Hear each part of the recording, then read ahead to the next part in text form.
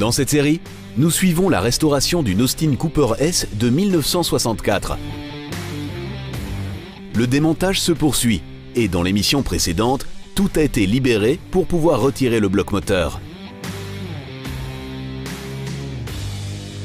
Maintenant que le moteur est retiré, vous pouvez bien apercevoir le sous-châssis avant où est montée la suspension complète. C'est cet élément carré, ici, noir. Le moteur repose dessus et la mécanique y est suspendue. Je le détacherai maintenant de la carrosserie. D'abord détacher le câble de batterie du châssis.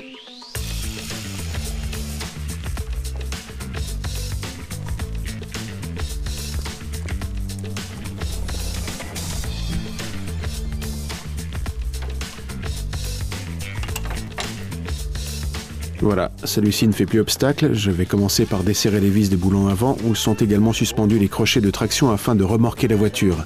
Les crochets de remorquage donc.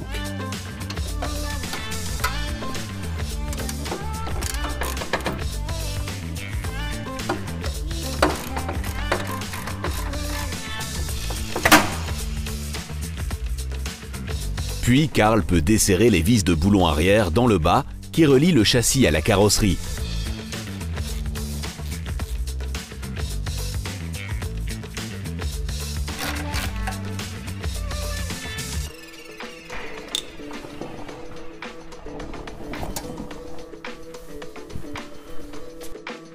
Voilà, le dessous est détaché. Je vais maintenant commencer par détacher les conduites hydroélastiques car celles-ci traversent le châssis.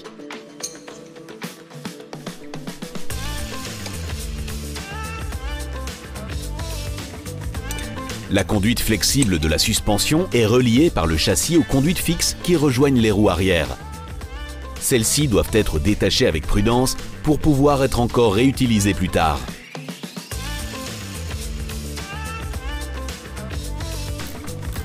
Maintenant que celles-ci sont désaccouplées, les vis de boulon qui retiennent encore le châssis dans le haut peuvent également être desserrées. Mais avant de desserrer la dernière, il prévoit encore un appui. Ici, je vais bel et bien commencer par placer un cric en dessous.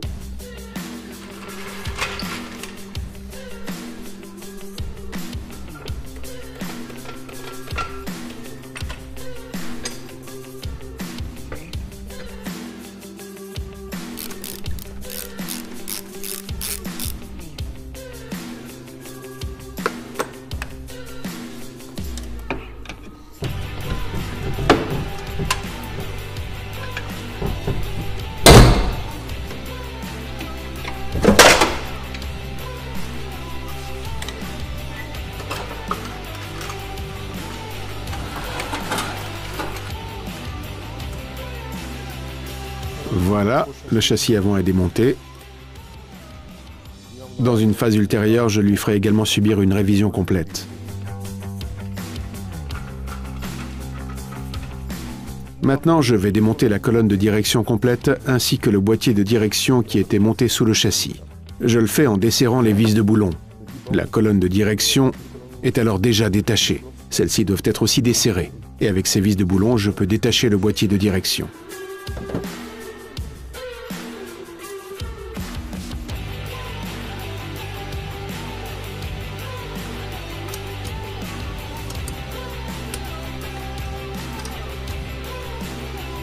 Avant de démonter entièrement la colonne de direction, je commence par débrancher ici l'électricité.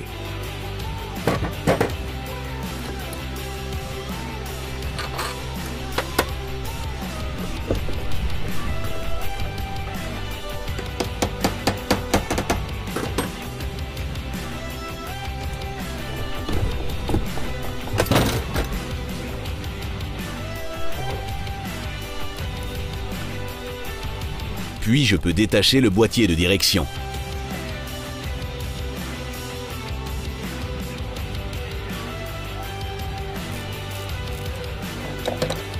Ici, vous pouvez bien voir qu'une Mini peut être aisément transformée d'une conduite à gauche vers une conduite à droite ou inversement. C'est un parfait reflet.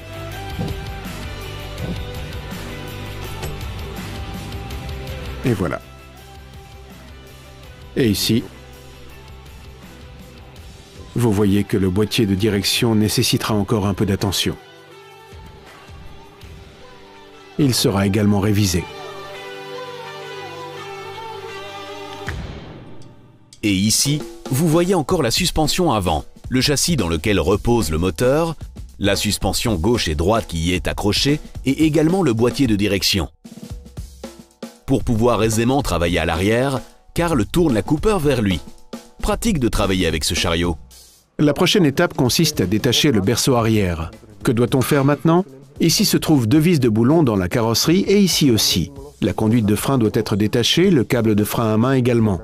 Les amortisseurs, ou mieux le système d'amortisseur car c'est simplement un ressort, doit être détaché. Mais pour cela, je dois d'abord enlever les 2 réservoirs à essence. C'est une Cooper S. Elle possède donc 2 réservoirs. Le réservoir de droite fut d'abord une option. Plus tard, il figurait de série, mais la Cooper S avait en tout cas 2 réservoirs pour pouvoir emporter plus d'essence. Et cela parce que la consommation était aussi un peu plus élevée.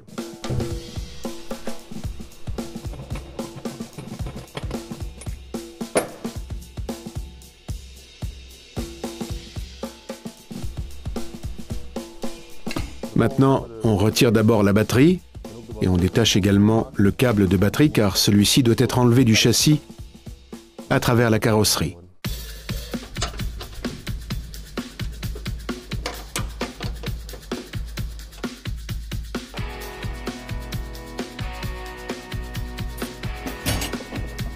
Vous voyez aussi que le câble de masse est détaché, c'est aussi un problème.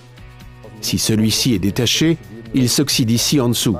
Le démarrage sera plus compliqué parce que ceci crée une trop grande résistance et le démarrage sera donc plus lent. Je devrais donc veiller à ce qu'il soit bien propre et à ce que la connexion de masse soit bonne. Voici donc le câble de batterie qui doit traverser la carrosserie. Mais vous voyez que la vis est déjà brûlée ici par un échauffement excessif. Je ne pourrai plus la décoincer et je devrais la changer. Pour la facilité, je vais donc simplement couper le câble.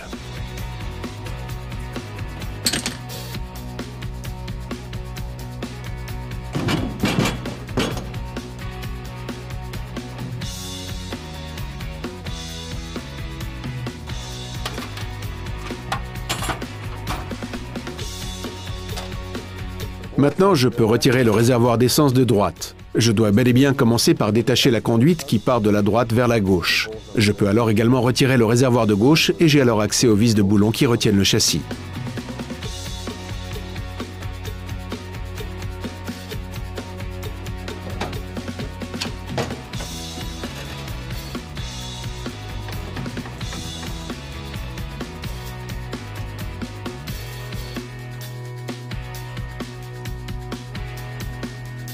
Et voilà pour le premier réservoir.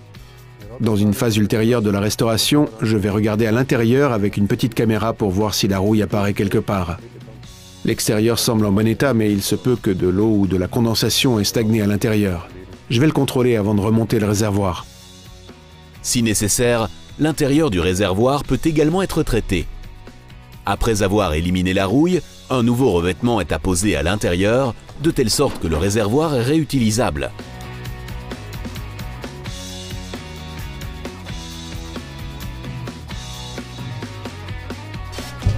Ça, c'est le dégazage.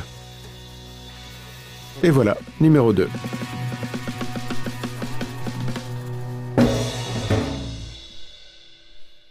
Ici, vous pouvez voir que le coffre avait déjà été repeint lors d'une précédente restauration, car ils ont également peint les vis de boulon. Ce sont les 2 vis de boulon qui retiennent le berceau à l'arrière, et elles sont colorées. Ce n'est pas possible d'origine, ça. Ici, vous pouvez aussi voir que le second réservoir était une option qui a été montée en supplément. Ce sont de petites vis, et l'autre côté est soudé. Cette bride a été montée plus tard pour soutenir le réservoir.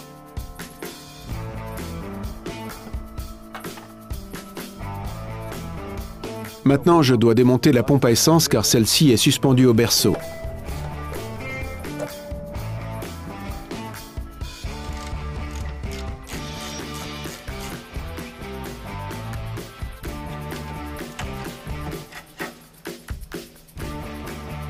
Et maintenant, je détache les conduites de la suspension hydroélastique. D'abord ces 2 grands écrous ici.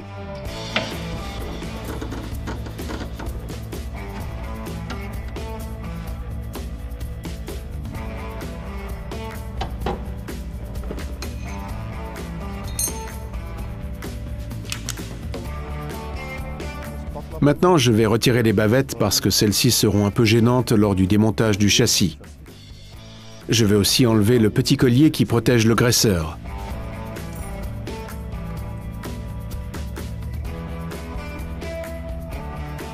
Sur les Mini ultérieurs, ils n'ont plus placé ceci. Uniquement sur la première génération. Ici, vous voyez maintenant les vis de boulon avec lesquelles le berceau est suspendu à la carrosserie.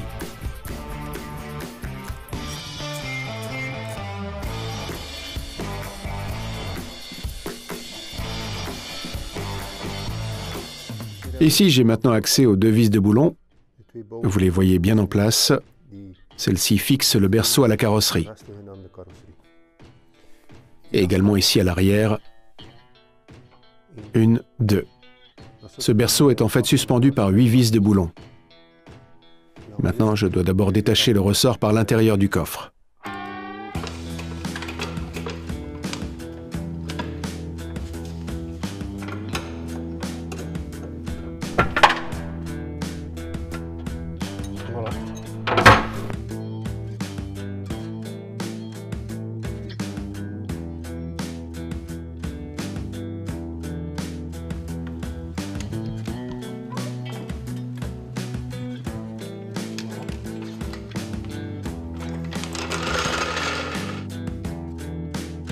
Maintenant, je dois desserrer les vis de boulon avant du berceau. Celles-ci sont libres, heureusement. Dans la plupart des cas, elles se cassent.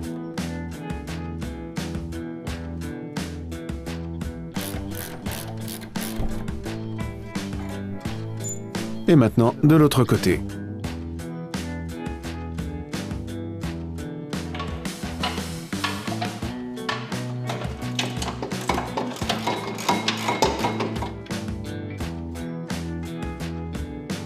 Et ainsi, le châssis arrière est totalement désolidarisé de la carrosserie.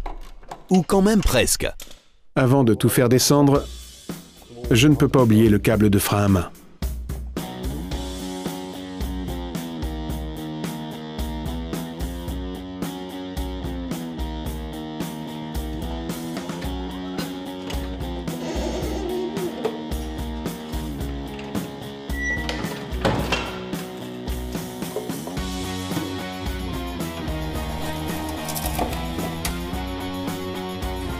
Et voilà, le châssis arrière complet d'une Mini.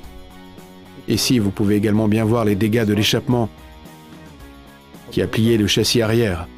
Il est plié ici et ici. Il n'est plus du tout perpendiculaire. Pour contrôler qu'un châssis est encore droit, le mieux est de mesurer en croix.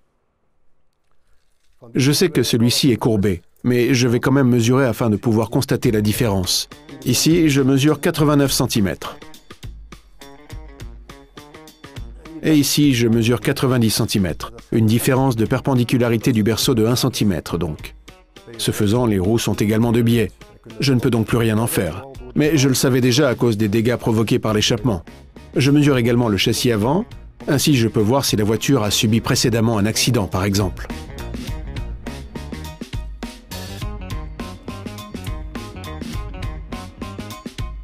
« 79 cm.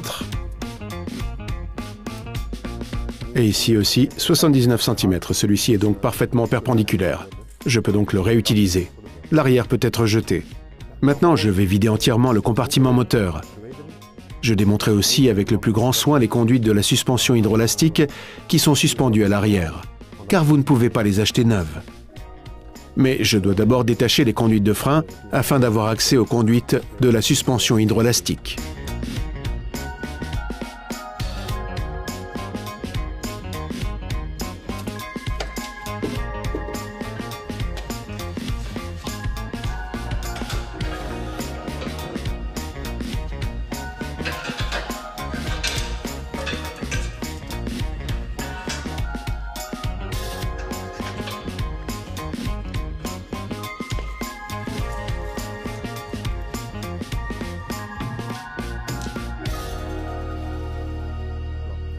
Ici se trouvent maintenant les deux sous-châssis que j'ai retirés de la Mini. La carrosserie est désormais séparée et ici les berceaux auxquels la mécanique de la suspension est entièrement montée. J'ai déjà évoqué la suspension hydroélastique et ici, vous pouvez bien voir avec la présence des conduites comment fonctionne ce système. Il agit avec 2 sphères à ressort, en fait 4, avant et arrière, gauche et droite. La sphère avant est reliée à la sphère arrière, tant à gauche qu'à droite, et ce sont 2 circuits distincts. Si une roue s'enfonce, regardez, vous pouvez encore voir que du liquide s'en échappe, celui-ci est pompé via cette conduite vers la roue arrière qui rebondit. Et si les 2 sont enfoncés, le liquide ne peut pas être comprimé, mais l'azote bel et bien. Donc une telle sphère à ressort comporte de l'azote dans le haut et le liquide dans le bas. Un gaz peut être comprimé, pas un liquide. Dès lors, la Mini reste toujours bien droite, ce qui vous donne une parfaite tenue de route.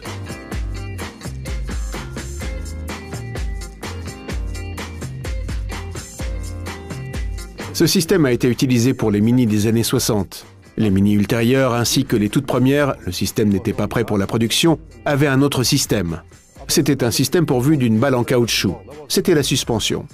Elle comportait une trompette et le tout était inséré dans le bras porteur. Naturellement, la conduite était très dure. Le confort de la Mini avait disparu. Les Mini qui roulaient en rallye étaient bel et bien encore adaptés. Comment ? Le nouveau système comportait un amortisseur sur ce bras porteur. Il est absent ici, mais je vais bel et bien le monter avec également un appui supplémentaire dans la carrosserie. C'était déjà prévu dans cette petite voiture, qui était déjà pourvue de 4 vis de boulon ici, donc il faut simplement monter ici dessus. Ce caoutchouc sera aussi remplacé par un exemplaire plus grand. Ils appellent cela des bump stops pour encore mieux absorber les chocs. En combinaison avec ces amortisseurs, cela deviendra une Mini très confortable pour rouler en rallye, pour rouler très vite. Et cela sera donc aussi prévu lors de la transformation rallye de cette Cooper. Mais vous le verrez dans les prochaines émissions de DIY on Wheels. Le body sera d'abord entièrement dénudé afin de pouvoir être amené vers la carrosserie.